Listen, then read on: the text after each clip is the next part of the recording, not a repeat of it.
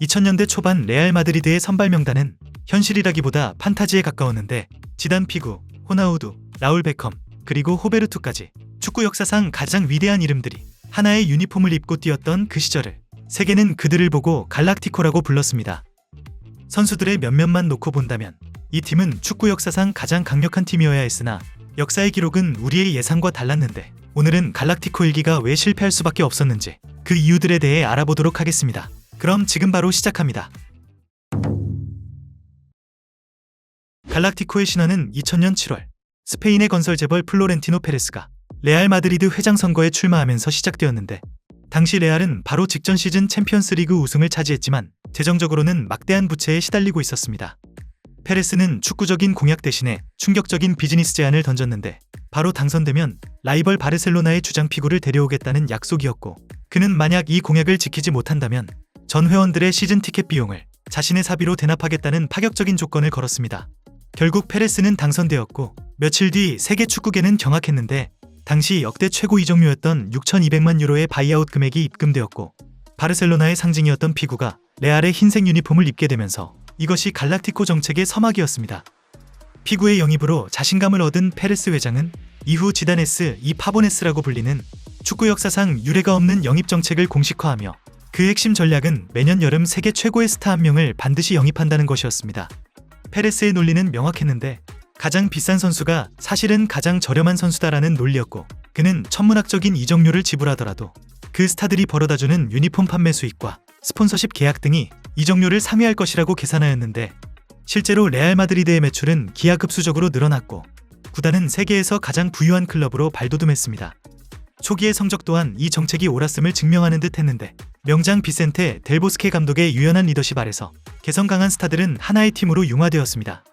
0102 시즌에는 챔스 우승과 02-03 시즌에는 리그 우승까지 갈락티코는 그야말로 완벽해 보였지만 이 화려한 성공은 페레스 회장에게 위험한 오만함을 심어주었습니다.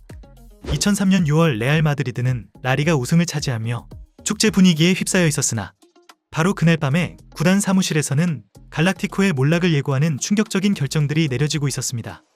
페레스 회장은 우승을 이끈 델보스케 감독과 재계약을 하지 않고 그를 경질하는데 이유는 그의 전술이 낡았고 외모가 레알과 어울리지 않다는 황당한 이유였으며 스타 군단을 하나로 묶어주던 온화한 리더십을 버리고 더 화려해 보이는 이미지를 택한 것이었습니다.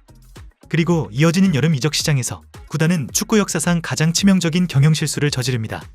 페레스 회장은 맨유의 슈퍼스타 데이비드 베컴을 3,750만 유로에 영입하는데 상업적으로는 완벽한 선택이었으나 전술적으로는 재앙의 씨앗과도 같았습니다.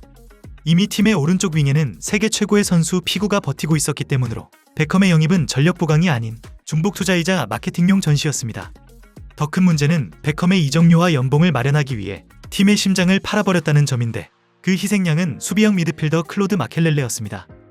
마켈렐레는 지단과 피구가 마음껏 공격할 수 있도록 뒤에서 굳은 일을 도맡아 하고 상대의 역습을 차단하며 포백 라인을 보호하는 팀의 엔진이자 청소부였습니다.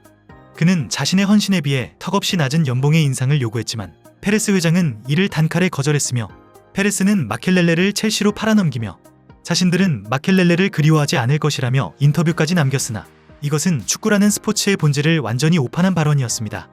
이 결정에 대해 당시 팀의 에이스였던 지네딘 지단은 훗날 아주 유명한 비유를 남기기도 했는데 벤틀리의 엔진을 팔아버리고 금색 페인트를 칠하면 무슨 소용이냐는 것이었고 지단의 우려대로 엔진을 잃어버린 황금 벤틀리는 멈춰버렸죠. 베컴은 중앙 미드필더로 보직을 변경하며 고군분투했지만 마켈렐레가 담당하던 광범위한 수비 커버 범위를 감당할 수는 없었다 보니 수비진은 상대의 역습 앞에 속수무책이었고 화려한 공격진은 수비 가담 없이 전방에 고립되기 시작했습니다. 마켈렐레라는 엔진을 잃어버린 레알 마드리드는 페레스 회장이 이 공백을 외부 영입이 아니라 구단 유소년 시스템에서 해결하겠다는 독특한 철학을 내세웠는데 이것이 바로 그 유명한 지다네스, 이 파보네스 정책입니다. 이 슬로건의 의미는 명확했는데 공격은 지단과 같은 세계 최고의 슈퍼스타들이 맡고 수비와 백업은 파본과 같은 유소년 출신 유망주들이 맡는다는 것이죠. 이론적으로는 완벽해 보였는데 스타들을 통해 마케팅 수익을 극대화하고 유소년 선수들을 기용해 구단의 정체성과 재정적 효율성을 동시에 잡겠다는 계산이었으나 현실은 이론처럼 돌아가지 않았습니다. 이러한 정책은 그라운드 위에서 끔찍한 전력 불균형을 초래했는데 우선 갓 데뷔한 20대 초반의 유망주 수비수들이 세계 최고 레벨의 챔피언스 리그 무대에서 상대 공격수들을 막아내는 것은 불가능에 가까웠습니다. 더군다나 그들의 앞에는 수비를 전혀 하지 않는 호나우두, 지단, 피고 같은 공격수들 뿐이었습니다. 보호막 하나 없이 적에게 노출된 어린 수비수들은 실수를 연발하며 자신감은 바닥으로 떨어지면서 정책의 상징이었던 프란시스코 파보는 결국 실패한 유망주의 대명사가 되어버렸습니다. 그리고 중원의 실종이 문제였는데 페레스 회장은 스타들의 비싼 연봉을 감당하기 위해 팀의 꾸준히를 도맡았던 허리라인 선수들을 대거 정리하면서 그 결과 팀은 공격수와 수비수만 있고 미드필더는 없는 기형적인 구조가 되었습니다. 당시 카를로스 케이로스 감독은 베컴, 피고, 지단, 라울, 호나우두를 동시에 선발 출전시키는 전술을 강요받았고 전문 수비형 미드필더 없이 구티나 베컴이 중원을 맡아야 했고 수비 시에는 포백 라인이 상대 공격수들에게 난타당하는 일이 일상화되었죠. 이 시기 레알 마드리드의 경기는 골키퍼인 이케르 카시아스의 차력쇼나 다름없었는데 카시아스는 경기당 수십 개의 유효 슈팅을 막아내며 성 이케르라는 별명을 얻었지만 이는 그만큼 팀의 수비 조직력이 붕괴되었다는 반증이었습니다. 마켈렐레를 내치고 베컴을 영입하며 시작된 03-04 시즌 레알은 시즌 중반까지만 해도 리그 선두와 챔스 8강에 오르며 기분 좋은 시즌이 될 것처럼 보였습니다. 하지만 2004년 3월 축구의 신은 오만한 제국에게 모나코 쇼크라는 가장 잔인한 형벌을 내립니다. 챔피언스리그 8강전 상대는 프랑스의 AS 모나코로 레알 마드리드에 비하면 초라한 전력이었지만 그곳에는 페레스 회장이 스타성이 부족하다며 쫓아내듯 임대를 보낸 공격수 페르난도 모리엔테스가 있었습니다. 그는 자신의 친정팀을 상대로 1~2차전 모두 골을 터뜨리며 비수를 꽂았고 결국 거함 레알 마드리드를 침몰시켰죠. 자신이 버린 선수에게 일격을 맞고 탈락한 이 사건은 갈락티코 정책의 허상을 전 세계에 알린 상징적인 순간이었습니다. 이 패배를 기점으로 레알 마드리드는 거짓말처럼 무너져 내렸는데 라리가에서는 마지막 5경기를 재선패하는 충격적인 부진 끝에 4위까지 추락하며 우승컵을 내주었습니다. 이후 3년 동안 레알 마드리드는 지옥같은 암흑기를 보냈는데 2003년부터 2006년까지 그들은 단 하나의 메이저 트로피도 들어올리지 못했고 카마초나 룩셈부르고 등 수많은 감독들이 부임되었다가 곧바로 경질당하는 감독들의 무덤이 되었습니다.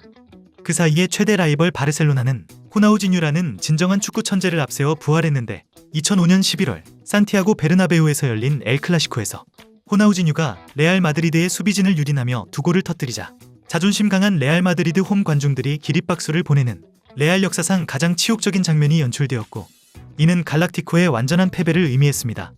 결국 2006년 2월 자신이 만든 제국이 하염없이 무너지는 것을 지켜보던 페레스 회장은 자신의 실패를 인정하며 스스로 사임을 발표합니다. 이렇게 지금까지 갈락티코 일기가 실패한 이유들에 대해 알아보았는데 지단, 호나우두, 피구, 베컴 등 축구 역사상 다시는 볼 수 없을 이 화려한 이름들은 결국 팀보다 위대한 선수는 없다는 평범한 진리를 증명하는 가장 비싸고 화려한 실패의 증거로 남게 되었습니다.